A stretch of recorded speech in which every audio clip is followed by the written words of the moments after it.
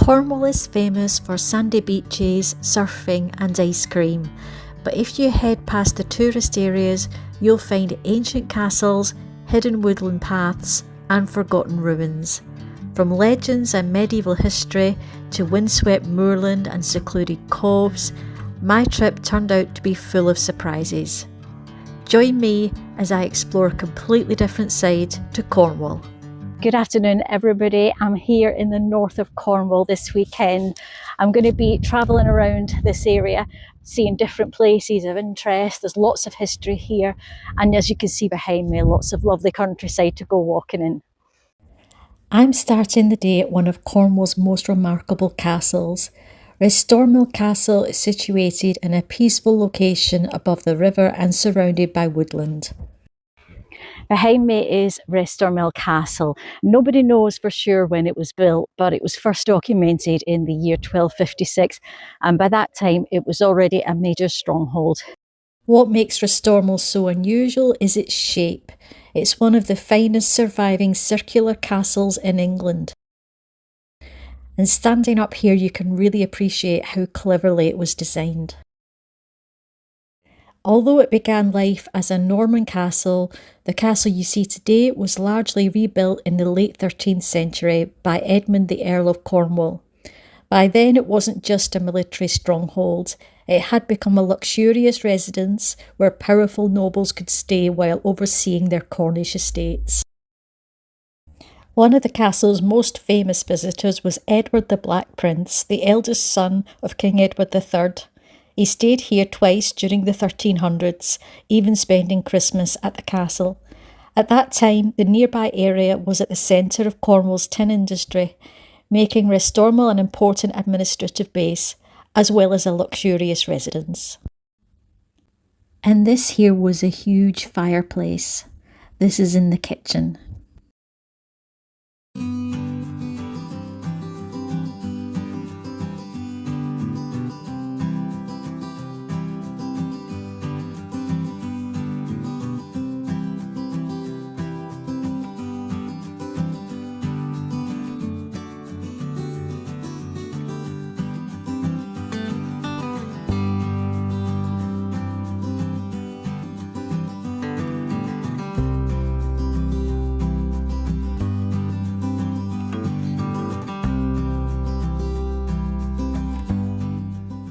Next we drove to the village of Minions to have a walk around Bodmin Moor.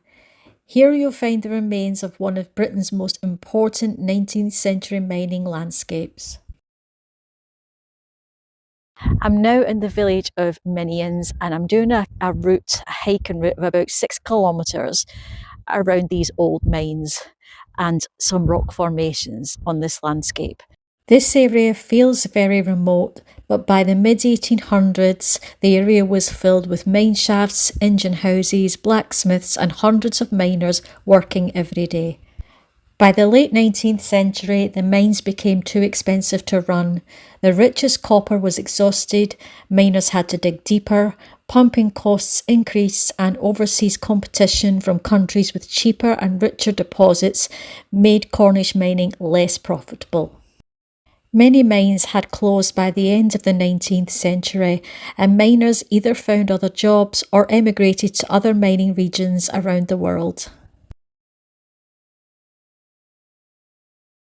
This engine house was once part of the South Phoenix mine and in the 1990s it became a heritage centre telling the story of this landscape. The Heritage Centre closed in 2020 and it now stands empty again. This mine was originally opened in the 1830s to extract copper and later tin. Its peak production of copper was in the 1850s and when copper started to diminish, they extracted tin from the 1860s. There were periods of decline when the mine would close for a number of years and then reopen, and it was finally closed in 1911. So even though the Heritage Centre is now closed, you can still find information boards on what else to see on this landscape. Standing here today, it's difficult to imagine just how different this place once looked. Where there's now only wind and open moorland, thousands of people once worked beneath the ground.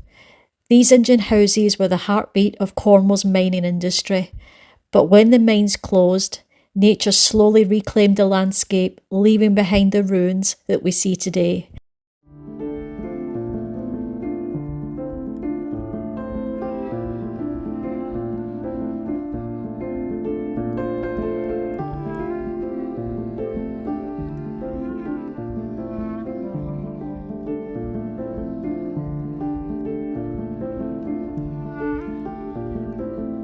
And straight ahead, you've got these rock formations known as cheese ring. The cheese ring is a dramatic stack of naturally balanced granite slabs, shaped over millions of years by weathering. It almost looks man-made, but it's entirely natural. The Victorian quarrymen worked close to it, and there was concern that quarry might destabilise the formation. In the end, it survived and is now one of Bodmin Moor's most recognisable landmarks. Just a short distance away are the hurlers, 3 prehistoric stone circles that are around 4,000 years old. According to local folklore, they were once men playing hurling on a Sunday who were turned to stone as punishment.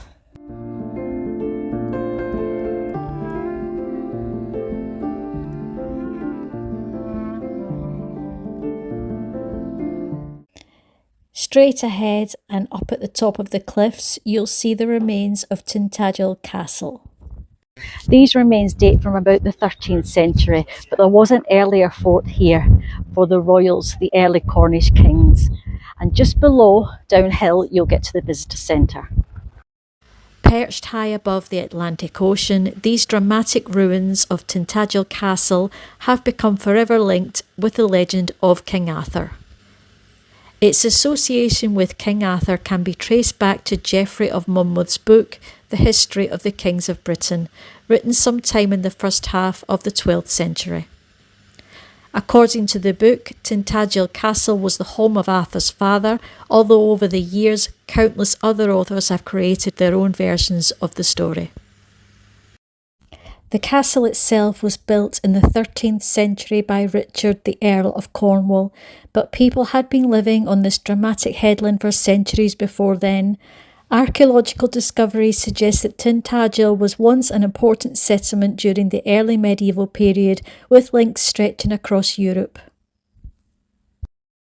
Today you can cross the spectacular footbridge to explore the island and its ancient ruins on the other side. The highlight here isn't just the history, but it's the spectacular setting and these fantastic views across the cliffs.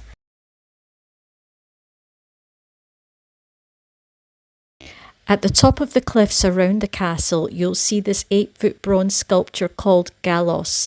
Gallos is the Cornish word for power, and this is a sculpture of King Arthur, which was flown in by helicopter to be put on place here on the cliff.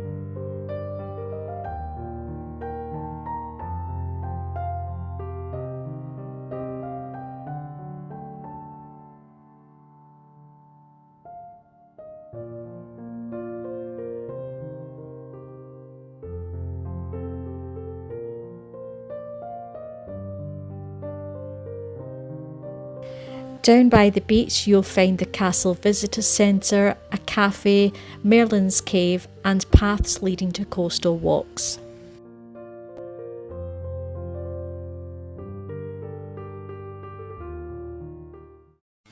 The main street of Tintagel village has plenty of cafes, restaurants and independent shops, many selling handicrafts or traditional snacks such as Cornish pasties or fudge. On the main street, you'll come across the old post office. It was actually a medieval farmhouse dating back to around the year 1380 and then extended in the 16th century.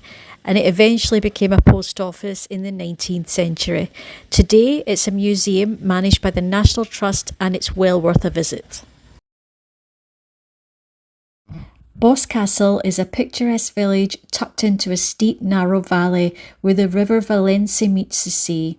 Its natural harbour has been used for centuries, first by fishermen and later to export slate and other local goods.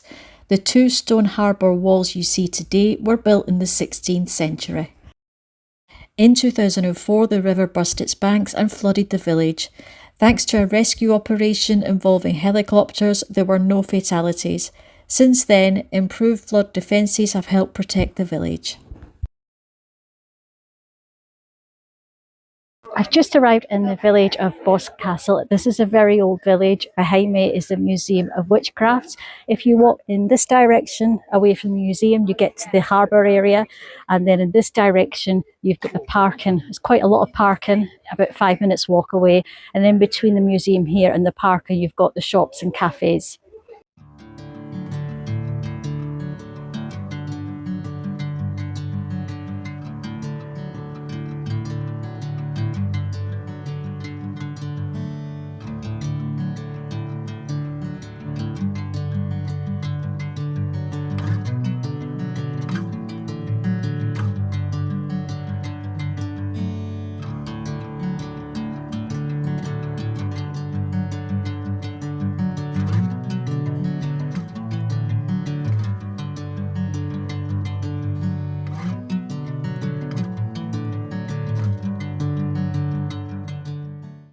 Leaving the village behind, we walk through woodland paths to find something that a lot of visitors won't see.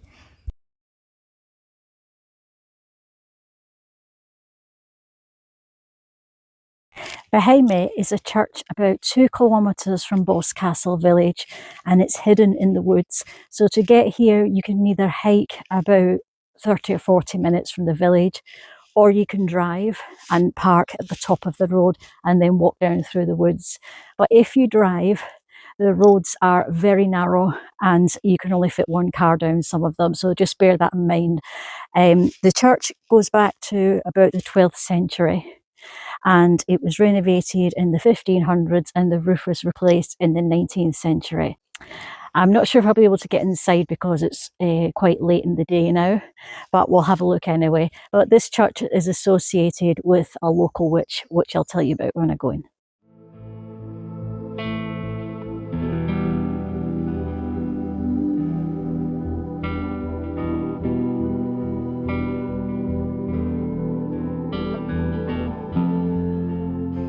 There is a local legend about a witch being buried at this church.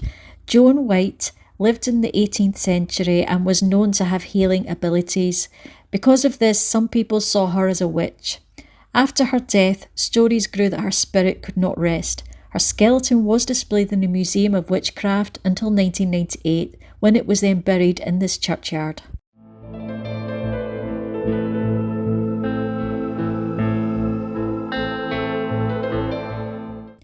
While you're in Cornwall, I recommend trying the Cornish cream tea.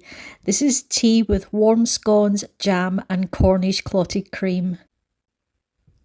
All around Cornwall, you'll see bakeries selling Cornish pasties. These pasties now have protected geographical indication status. It means pasties sold elsewhere in England can no longer be called a Cornish pasty unless it was produced in Cornwall. This was where I stayed over the weekend. This is Hotel Tremarn. They serve breakfast cooked to order. They have a small outdoor swimming pool and outdoor seating for drinks and snacks.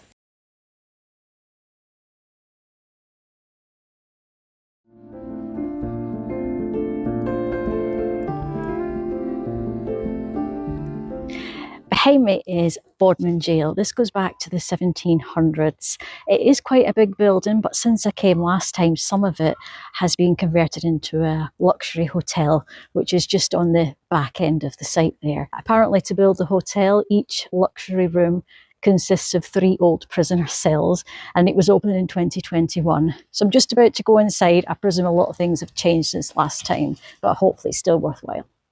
Bodmin Jail was one of Britain's earliest purpose-built prisons, inspired by prison reform, and much of it was built by French prisoners of war. Compared with many prisons of its time, it was considered progressive, with separate accommodation for men and women and improved sanitation. Despite these reforms, life inside was far from easy. Prisoners were incarcerated for a huge range of offences, from theft and fraud to murder. More than 50 people were executed here, and public executions took place outside the prison until 1868, when they were abolished across Britain. After that, executions were carried out in private, inside a purpose-built execution shed. The prison finally closed in 1927. The next morning, I spent an hour horse riding before heading off to another unique activity nearby.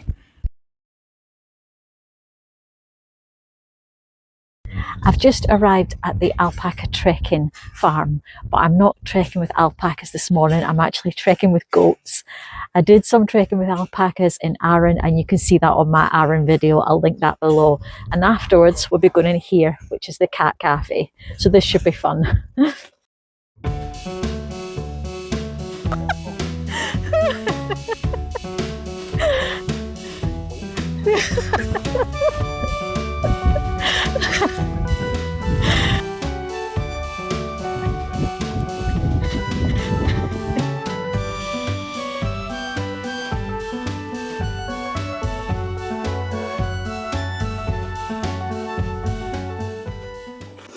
So the goat trek was a lot of fun, but you need to be able to run. So the goats are really fast. They're a lot faster than I expected. So when you go uphill, they pull you. So that was really funny. And we had a cat following behind us as well.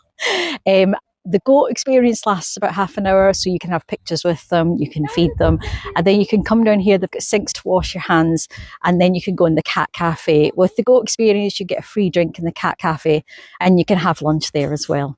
The only other thing I wanted to mention is today it's summer, so we didn't need to change into wellies, but they have wellies here if you want to change into them. And I'd recommend wearing black, because the goats will put muddy footprints on your t-shirt when they jump up. I stayed in the coastal village of Mevagissey. Mevagissey isn't just a pretty postcard village, it's still a working fishing harbour where generations have made their living from the sea. One of the best things about Mevagissey is simply wandering. The streets are incredibly narrow because they developed long before cars existed. Whitewashed cottages, old inns and small independent shops all crowd together around the harbour.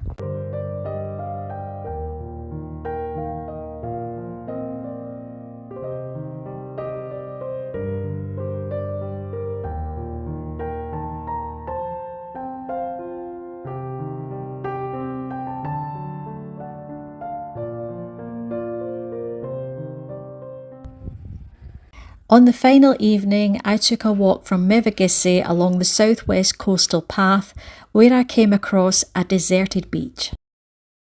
Standing here, this reminds me that the best places are often the ones that you have to go and find.